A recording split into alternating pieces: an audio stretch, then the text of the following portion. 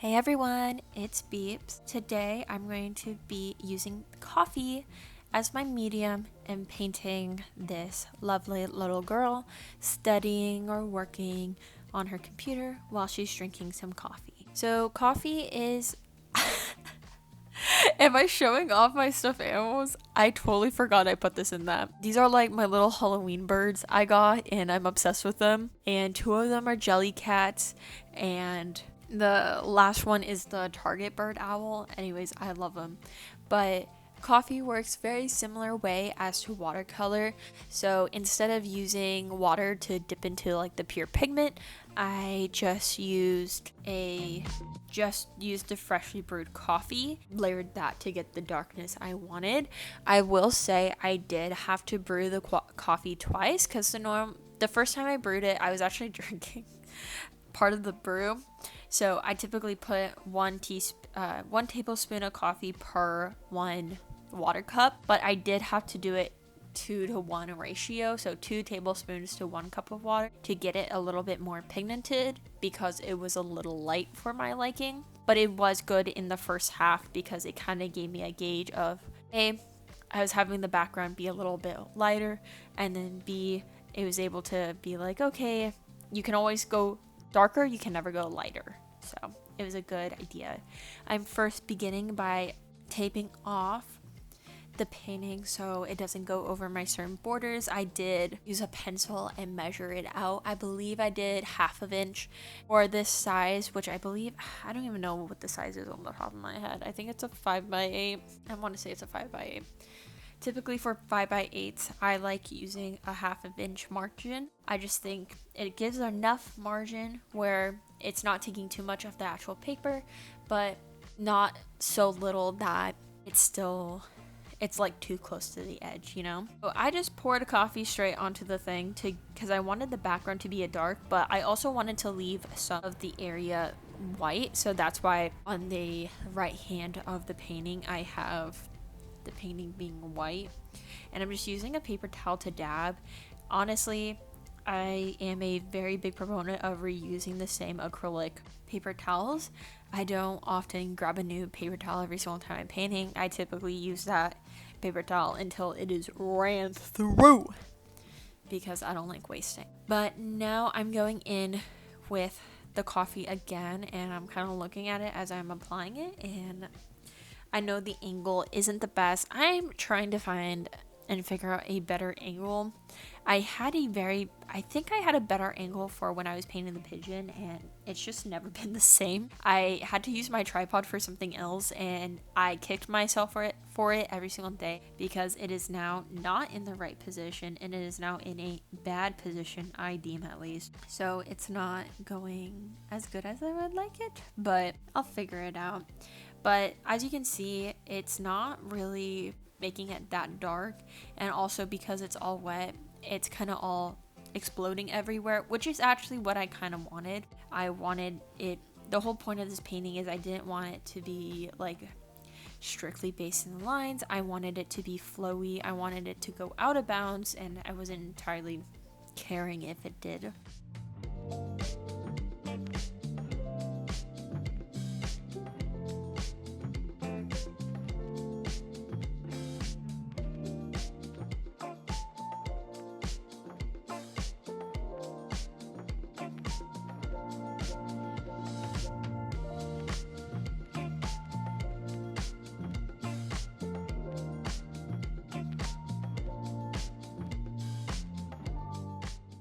I've had always wanted to paint with coffee because I've seen people do it in the past just on social media, and I've always wanted to do it because, fun fact, I'm a coffee fiend.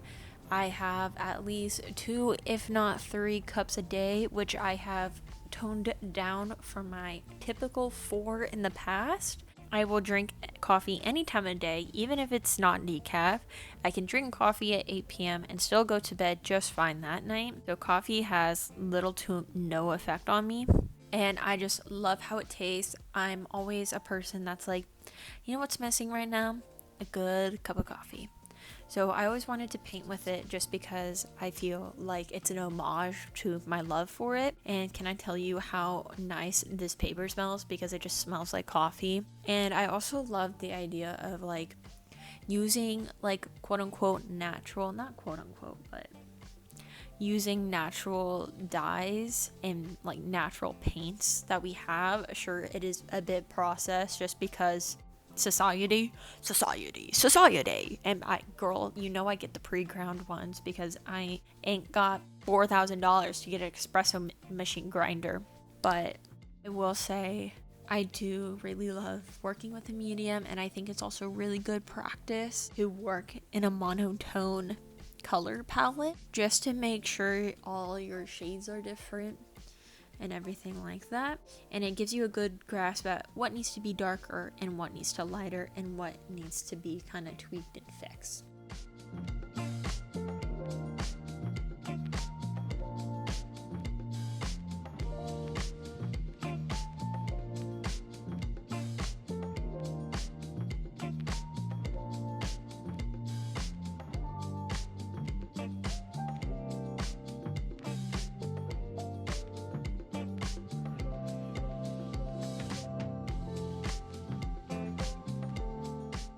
I also hope you know, during this, I was gonna make this like really cute intro of me making this peppermint coffee and going, what if I paint with it instead? Except the videos were genuinely so freaking bad. It was so bad. Like there was just no way I could have shown you those videos because I would have failed you, honestly. And I couldn't do that to you guys, so I ended up deleting all of that, and it took so much effort doing it, but it was just really not worth it at all. I also love how you can see in the background it's a different type of day it is. Like just like the background is either like pitch black or it's like, oh, really light. Just because this is similar to watercolor, this did take me a couple days to do, even though in total I think this project only took me like 30 minutes, just because by the time like the coats were dry, I was already busy doing something. So I typically, how I was doing it is before work I would try to get a piece in, and if I couldn't do that, I would try to get it when I came back home. It was just kind of the idea behind this. I'm really happy how it turned out though. It's very cozy and it's just honestly vibes. And if anyone is interested in it, be listing it for $15 plus shipping, although shipping shouldn't be that bad. So if you are interested, it is available. Please don't have me keep it. I don't have any room for it, honestly.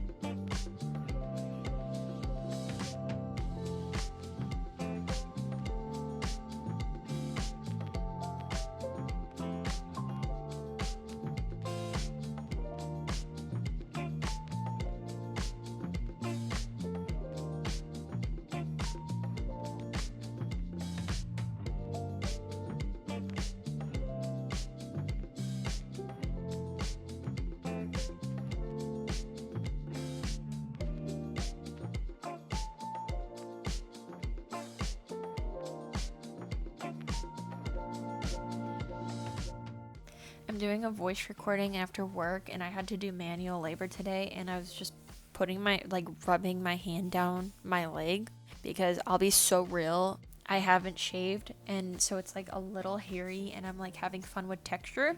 And I found a bruise I got from the manual labor, and it's like a really big bump on my shin, and I'm like, that's fun. That's a nice deer. So that's awesome. With this piece, I know a lot of the shading looks very harsh at first. I do soften it up, and I would like to do a similar piece to this if I haven't softened it up and seen what like the results were, just because I made it pretty soft. I think this also really challenged me too with layering, because I'm a girl who likes putting the dark color and then shading around the dark color, and this made me have severe patience of just overlapping the colors again until I got the color that I want. which is typically not something I do. So I think it was a really good exercise for me to do this, as it made sure I was actually layering lighter colors and being patient and taking my time with it, rather than being like, put the dark color and I'm gonna forget about it.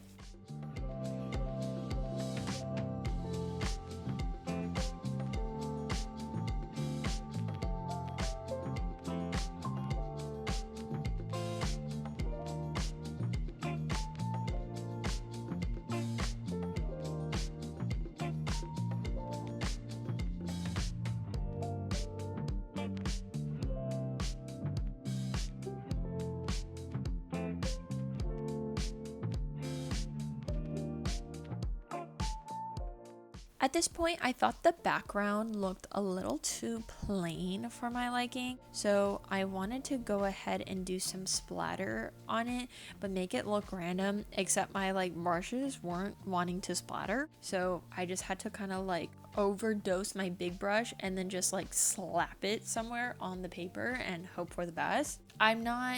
I think there's still improvement on my technique with this. I actually liked how it turned out. At first I wasn't sold on the idea, but now, especially as you can see how it's dry, I love the little outline of the droplets and how different the contrast is to dark to light.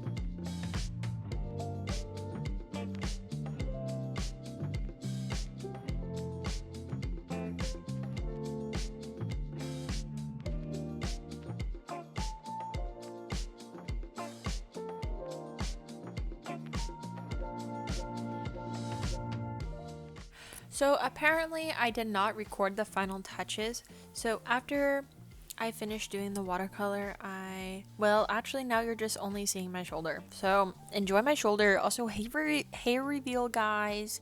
My hair is so pretty. Ah ha ha ha ha. You can't even see it. Bruh. Oh, you can kind of see it.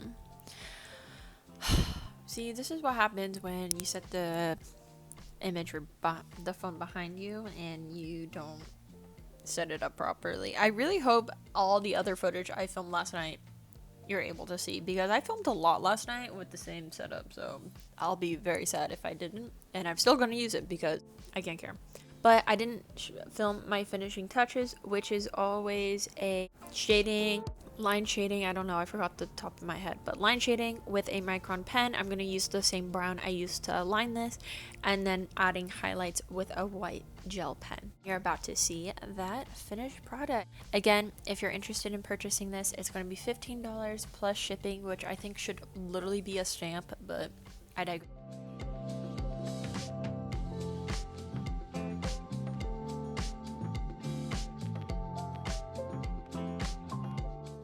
But yeah, and this is the finished product.